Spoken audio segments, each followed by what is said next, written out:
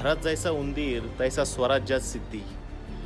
जंजिरा घेण्यासाठी शिवाजी महाराजांनी खूप प्रयत्न केले, पण ते यशस्वी झाले नाहीत.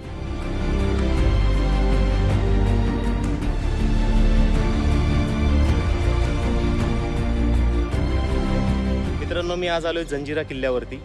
मराठी आणि सिद्धी हा जो संघर्ष आहे हा साधारण 150 ते 200 वर्ष चालला. मराठ्यांनी बऱ्याच वेळा हा किल्ला घेण्याचा प्रयत्न केला, पण त्यात काही यश आलं नाही. आणि म्हणून शिवाजी महाराजांनी जंजिऱ्याच्या उरावर दुसरा किल्ला बांधला, आणि तो म्हणजे पद्मदुर्ग. जंजिऱ्यावरून पद्मदुर्गाचं थेट दर्शन होतं. जंजिऱ्यापासून साधारण 5 ते 7 किलोमीटर समुद्रामध्ये दूर पद्मदुर्ग उभा आहे. आणि आज 350 वर्षानंतरसुद्धा बेलाद आणि बुलंदपणे हा शिवाजी महाराजांची आणि त्यांच्या मावळ्यांच्या जिद्दीची साक्ष देत उभा आहे. पण दंडाराजपुरीवर अंमल आणि सिद्धींवर वचक बसवण्यासाठी जंजिरा हाती येणं हे खूप गरजेचं आहे, हे शिवाजी महाराज ओळखून होते. जंजिऱ्याला 20 बुरुज, 3 मजली तटबंदी आणि 4ही बाजूने समुद्र होता. सिद्धीची जी ताकद होती ती या किल्ल्यामध्ये होती. 4ही बाजूनी समुद्र आहे आणि या किल्ल्यावर त्या काळात साधारणतः 300 तोफा होत्या. त्याच्यामुळे हा किल्ला घेणं जवळपास अशक्य होतं कोणासाठी.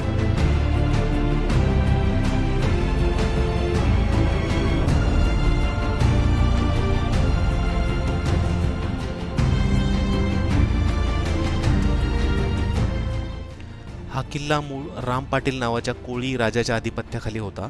नंतर पिरम खान नावाच्या निजामशाही सरदाराने धोक्याने हा किल्ला ताब्यात घेतला आणि मग हा किल्ला निजामशाहीच्या ताब्यात गेला. आणि निजामशाहाने हा किल्ला नंतर सिद्धींच्या ताब्यात दिला. पण या सिद्धींनी इथल्या जनतेवर नेहमीच उपद्रव केला आणि म्हणून शिवाजी महाराजांनी या सिद्धींचा कायमचा बिमोड करण्याचं ठरवलं. 1669 मध्ये महाराजांनी स्वतः मोहीम हाती घेतली. पायदळाने दंडाराजपुरीवर आणि नौदलाने जंजिऱ्यावर स्वारी करून सिद्धींची कोंडी करण्याचा बेत आखला. पायदळाच्या मदतीने शिवाजी महाराजांनी सिद्धीचे जमिनीवरचे 7ही किल्ले जिंकून घेतले आणि नौदलाने जंजिऱ्यावर तोफांचा भडीमार सुरू केला.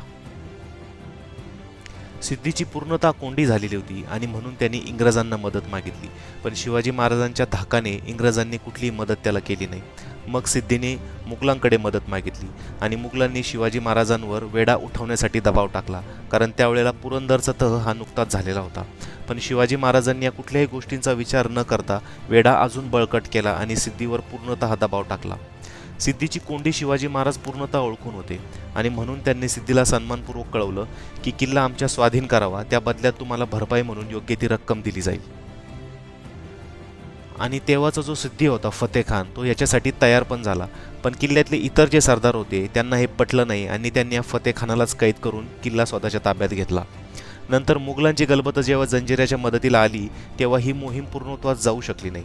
पण शिवाजी महाराजांनी जमिनीवर जिंकलेला जेवढा प्रदेश होता त्याच्यावर अंमल बसवून तो स्वतःच्या ताब्यात ठेवला. पुढे 1676 मध्ये मोरोपंत आणि लायपाटलांच्या नेतृत्वामध्ये शिवाजी महाराजांनी आणखीन एक मोहीम जंजिऱ्यावर धाडली, पण ती सुद्धा दुर्दैवाने अपयशी ठरली.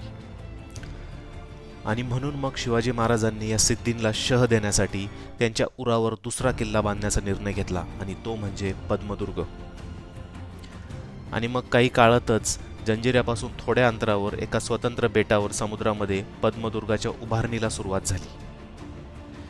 सिद्धीने बऱ्याचदा हे बांधकाम थांबवण्याचा प्रयत्न केला, बरेच हल्ले त्याने चढवले, पण मराठे एका हाताने सिद्धीसोबत लढत आणि एका हाताने पद्मदुर्गाची बांधणी करत होते.